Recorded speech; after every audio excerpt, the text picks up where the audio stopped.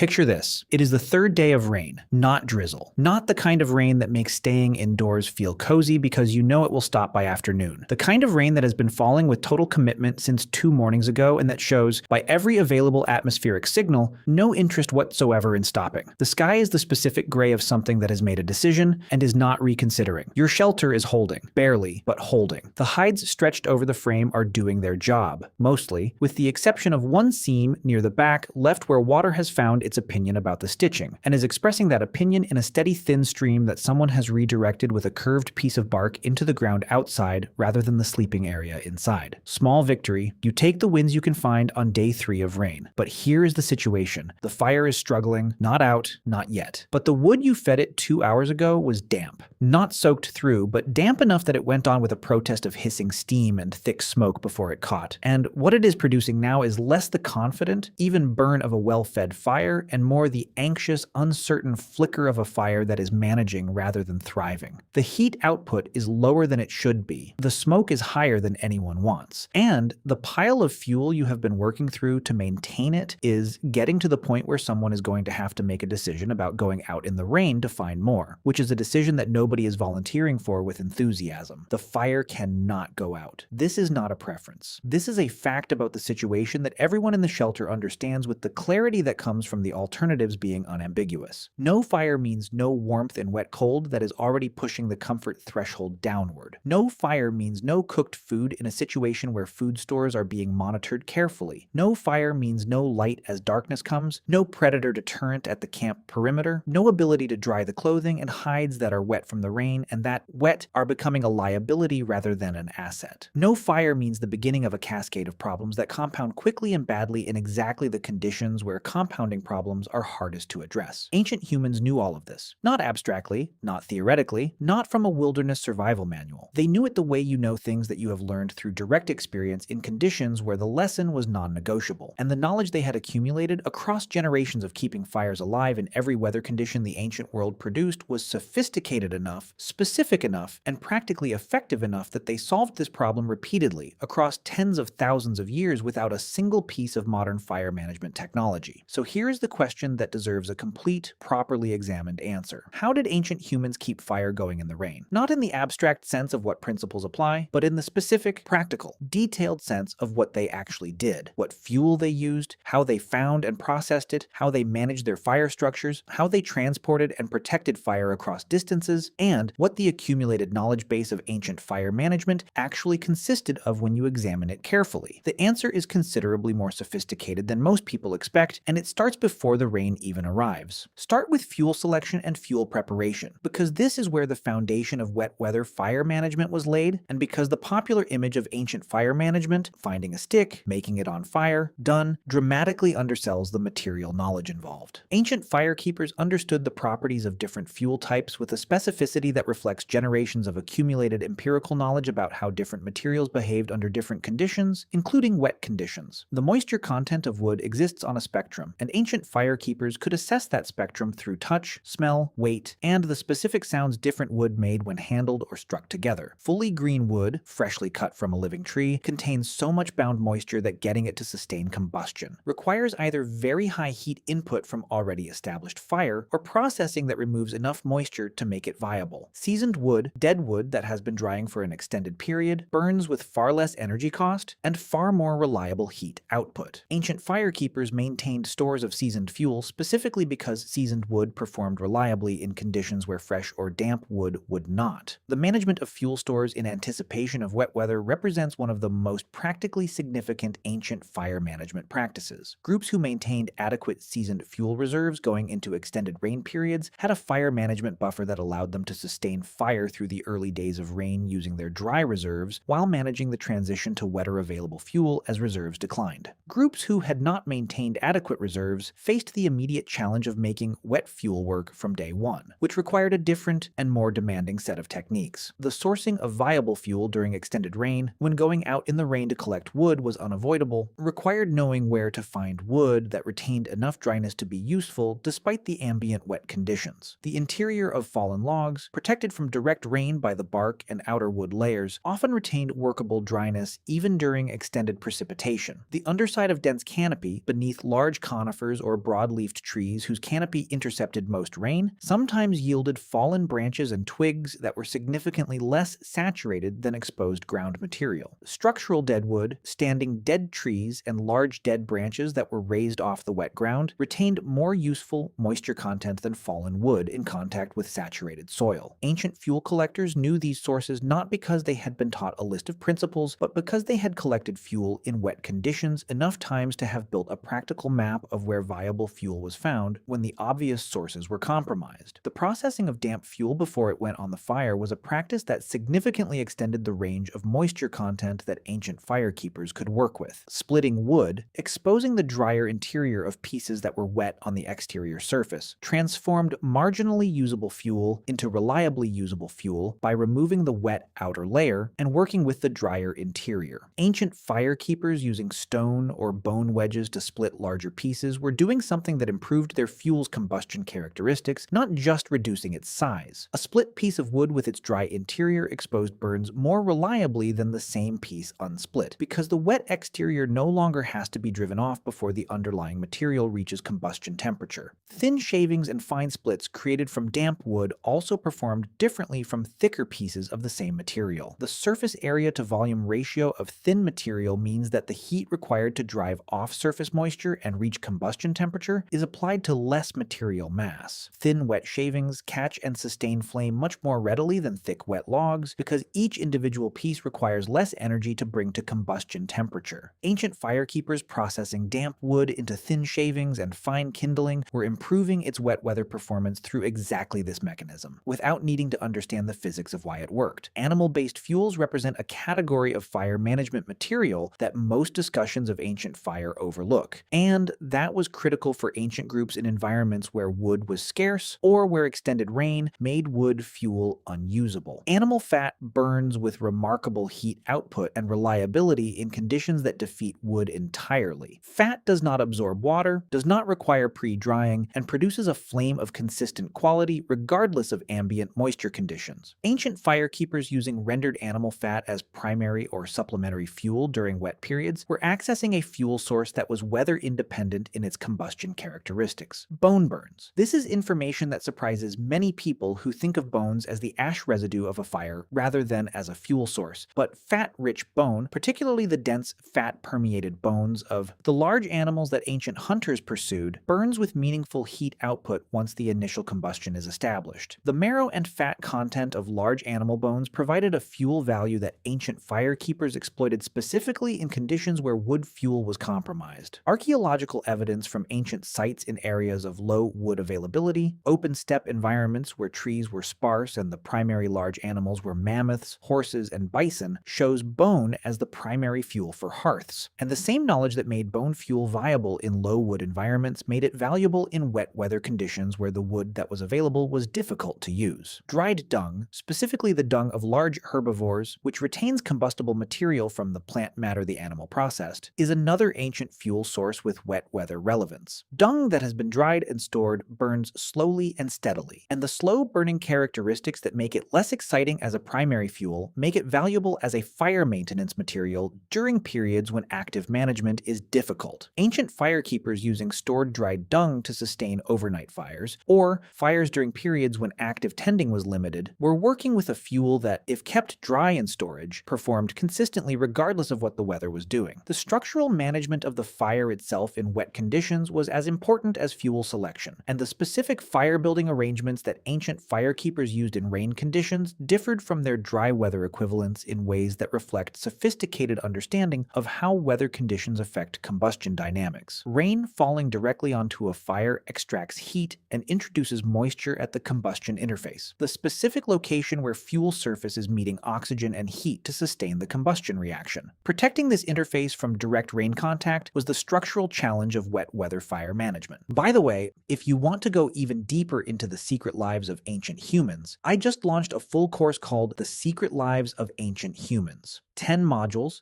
3+ hours of content, covering everything we never talk about on YouTube. What they feared, how they communicated, what hunted them, and much more. Plus an exclusive PDF guide included. Link in the description. See you inside. Covering structures, the roofs and overhangs of ancient shelters and camps were the primary protection, and the positioning of hearths within sheltered areas rather than in open positions was standard wet weather fire placement. But the specific structural arrangements within the sheltered fire space also mattered. Building the fire in a configuration that concentrated heat toward the combustion center, in a type I or star arrangement that directed flame inward and upward, maintained higher core temperatures that were more resistant to moisture incursion than flat or spread arrangements. Ancient firekeepers understood through experience that a hotter, more concentrated fire maintained itself more reliably in difficult conditions than a larger, more spread fire burning at lower temperature. Windbreaks and rain deflectors positioned around fire in partially exposed locations were constructed from whatever materials were available. Large stones, bark sheets, sections of hide, tightly packed branch bundles, in configurations that interrupted rainfall and wind-driven moisture from reaching the fire's combustion zone. These were not sophisticated engineering projects. They were practical arrangements made from available materials by people who understood that interrupting rain contact with the fire was the immediate structural priority, and who arranged whatever was available to achieve that interruption. The management of the fire through the critical transition period, when a fire was becoming established on wet or damp fuel and was most vulnerable to failure, required the kind of continuous, attentive tending that experienced firekeepers provided and that inexperienced ones sometimes underdelivered. The transition period, when new fuel had been added and the fire needed to transfer enough heat to the new material to drive off surface moisture and bring the fuel to combustion temperature, was the point of highest failure risk. Feeding new fuel too early, before the existing fire had built enough heat mass to handle the moisture load of new material, was the most common wet weather fire management error, and it was one that experienced firekeepers avoided through the accumulated intuition of having managed exactly this transition many times in exactly these conditions. The concept of fire carrying, transporting live fire from one location to another rather, than making fire from scratch at each new location, was one of the most practically important fire management practices in ancient life, and one that became more critical during extended wet periods when making fire from scratch was more difficult. Ancient fire carrying used materials that could hold a coal or ember alive across the time required to transport it. Typically tightly packed fungal material, specifically the punk-like interior of bracket fungi and similar materials that could hold a smoldering coal without bursting into flame, maintaining the ember alive for hours of transport. The specific fungi and plant materials used for fire carrying varied by geography and by what was available in specific environments, but the functional properties required were consistent. The material needed to hold heat without flaming, to resist complete combustion long enough to transport, and to be reliably available in the environments where ancient groups operated. The knowledge of which specific materials in a given landscape served this function was environmental knowledge that was geographically specific and that was accumulated through direct trial in conditions where getting it right mattered. Fungal materials were consistently valuable for fire carrying across multiple ancient environments and multiple cultures. The amado fungus, the spongy interior layer of certain bracket fungi, has been used for fire carrying across such a wide geographic range and across such a long documented time span that its use almost certainly extends into the deep ancient period. Ancient firekeepers in environments where these fungi were available were carrying fire in the most literal sense, keeping a coal alive in portable fungal material, transporting it to a new location, and using it to start a new fire rather than having to make fire from scratch in conditions that made scratch ignition difficult. The ignition of fire from scratch in wet conditions represents the specific challenge that most people think of first when the question of rain and fire arises, and it is worth addressing directly because the difficulty is real, but the solutions ancient people developed were effective enough to make scratch ignition viable even in wet conditions when the right materials and techniques were available. The fundamental challenge is that both the materials required for ignition and the physical mechanisms used to create the heat for ignition perform less well when wet. Friction fire, the bow drill method that converts rotational friction between dry wood components into enough heat to create a coal in dry tinder, requires specific moisture content in both the drill and the hearthboard. Wet components do not generate friction efficiently, and any coal generated needs dry tinder to catch in. Ancient fire makers in wet conditions who were attempting scratch ignition, when carried fire had been lost, or when no carried fire was available, used several strategies to maintain viable ignition materials despite ambient wet conditions. Dry tinder stored in sealed containers, animal stomach pouches, tightly sealed bark containers, hide pouches with closures, maintained the low moisture content required for ignition even during extended rain. The most valued and most carefully protected materials in an ancient group's kit were often the dry tinder stores, precisely because they represented the ignition capability that everything else depended on.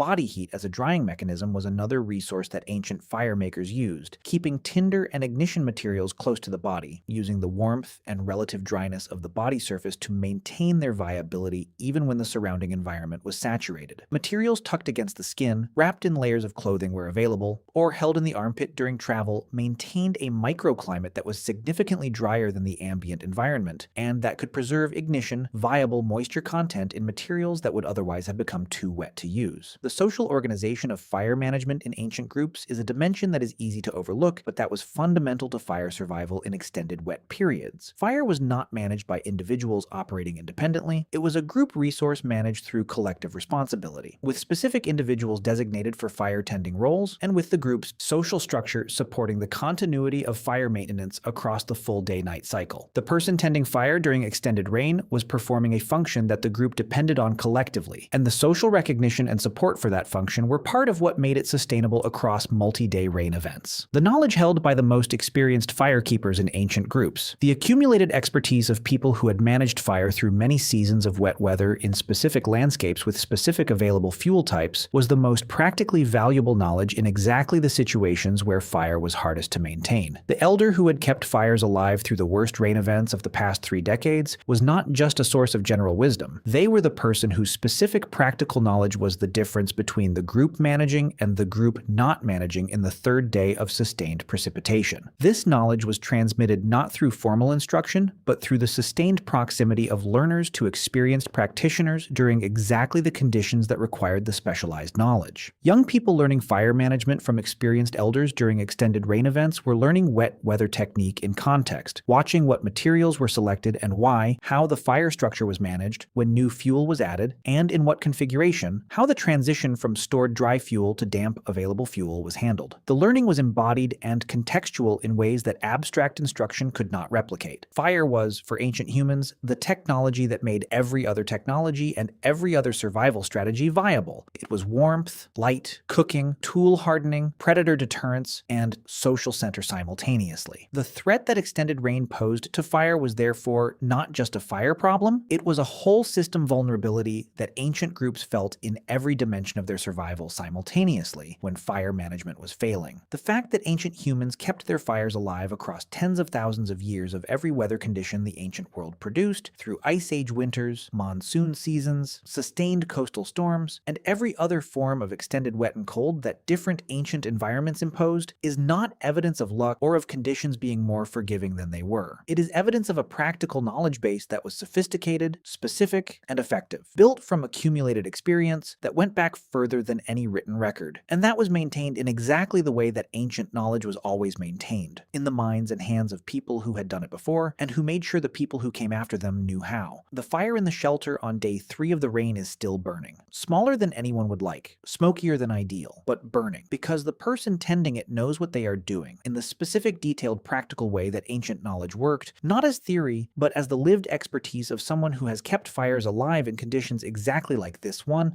many times before, and who knows what works.